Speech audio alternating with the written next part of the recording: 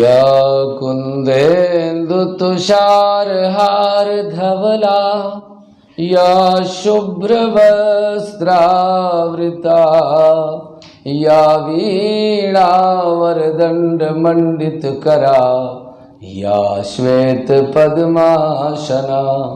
या ब्रह्माच्युतशङ्करप्रहतिभिर्देवैः सदा वन्दिता श्यामां पातु सरस्वती भगवती निःशेषजाड्यापहा। नमस्कार मित्रों, आज आपके समक्ष एक छोटा सा कार्यक्रम लेके उपस्थित हुए हैं। पिछले वीडियो में आपको हमने विद्यार्थियों के लिए इस ज्योतिष शिक्षा में सबसे सरल और सबसे सूक्ष्म उपाय हमने देने का प्रयास किया है और यह प्रयोग पुस्तकों के साथ साथ किसी भी शास्त्र में सब जगह चर्चा की गई है और हम तो वही प्रयोग आपको देंगे जो पहले हम स्वयं प्रयोग करेंगे। तो गणपति वंदना का जो प्रयोग पिछले वीडियो में हमने दिया है, निश्चित रूप से आप उसको यदि अपने जीवन में प्रारंभ करेंगे, लागू करेंगे तो आपको उसके अद्वितीय परिणाम मिलेंगे। आज ज्योतिष शिक्षा में आपको हम यह बताना चाहते हैं कि सर्वप्रथम बृहत्पराशर को क्रम वाइज हम आपको बताएंगे, प्रत्येक श्लोक का हिंदी रूपांतर करते हुए और उसका भाव और उसका भावार्थ भी आपको बताएंगे। सर्वप्रथम आप हमारी ज्योतिष शिक्षा में सम्मिलित होने के लिए आप इस हमारे चैनल को सब्सक्राइब करें और हमसे जुड़ें और कमेंट बॉक्स में जाकर के अपनी समस्याएं और उसका समाधान भी आप प्राप्त कर सकते हैं। जैसा कि इस ब्रह्मांड की रचना के समय भगवान नारायण ने अपने ही अंशों से ग्रहों को स्थापित किया।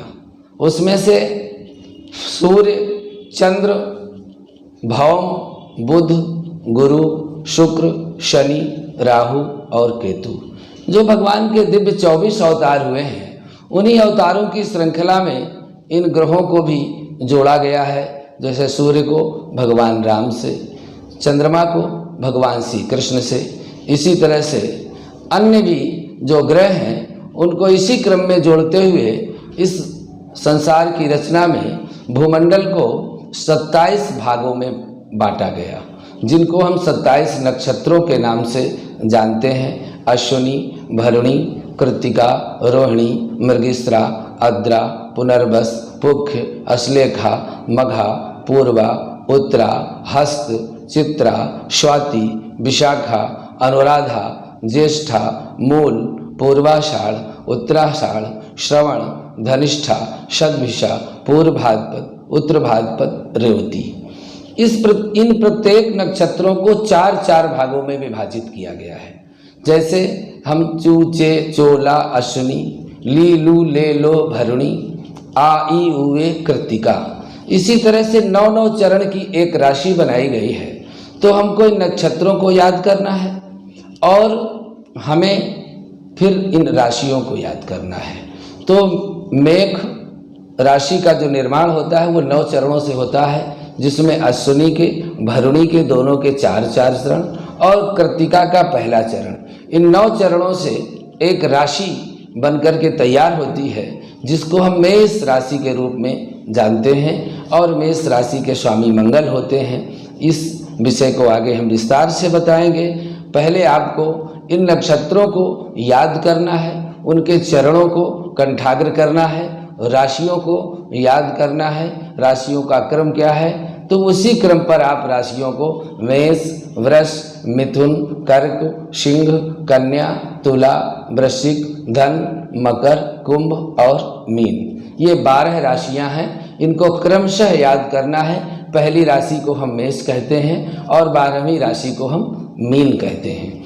इसी तरह से इन राशियों और नक्षत्रों और चरणों को जब हम याद कर लेंगे तो आगे का जो विषय है उसको हमको समझने में, पढ़ने में बहुत आसानी होगी। इसके अलावा भी आप जिस तरह से इसको जानना चाहते हैं, समझना चाहते हैं, आप कमेंट बॉक्स में जा कर के अपनी बात लिख सकते हैं और हमसे जुड़ सकते हैं। निश्चित रूप से आपको एक अनुभव सिद्ध ज्ञान मिलेगा और ऐसा ज्ञान मिलेगा जो आपके जीवन में, जैसा कि हमने अपने जीवन में प्रैक्टिकल करके जो चीज़ें तैयार की हैं वो आपको देंगे और आप अपने जीवन में निश्चित रूप से सफल होंगे। आज के दिव्य और सरल प्रयोग में हम आपको एक छोटा सा प्रयोग बताने जा रहे हैं। यह भी प्रयोग अकाट्य है। यदि कोई भी विद्यार्थी अभी तक पढ़ रहा है लेकिन उसके समझ में नहीं आता, ज्ञान उसका विस्मरण हो जाता है और वह अपने पढ़े हुए विषय पर सफल नहीं हो पा रहा है। आज विद्यार्थियों की बहुत जटिल समस्या है। छोटा सा हम उपाय बताते हैं। जिस समय आप स्नान करिए, हो सके तो प्रातःकाल सूर्योदय के समय ही भगवान सूर्य के सामने तांबे के लोटा में जल लेकर के, रोली लेकर के, और मिल जाए तो लाल फूल लेकर के जा सकते हैं। आचमन करना है और इसके बाद में अपने दाहिने हाथ में जल लेकर के बाएं हाथ से ढक लेना है। 3 बार गायत्री मंत्र का स्मरण करना है। उस जल को अपने चारों तरफ गिरा देना है।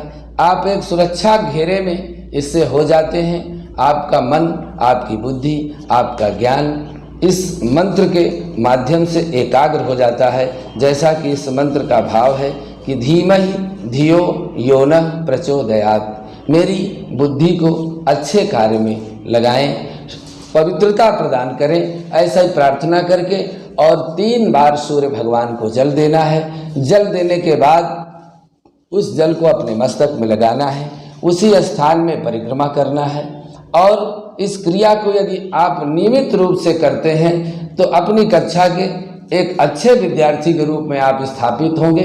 बहुत सरल, बहुत छोटा और अनुभव किया हुआ प्रैक्टिकली ये प्रयोग है। आप भी अपने जीवन में करें, आप भी अपने जीवन को सुखमय बना सकते हैं। अगले एपिसोड में आपसे फिर मिलते हैं। नमस्कार।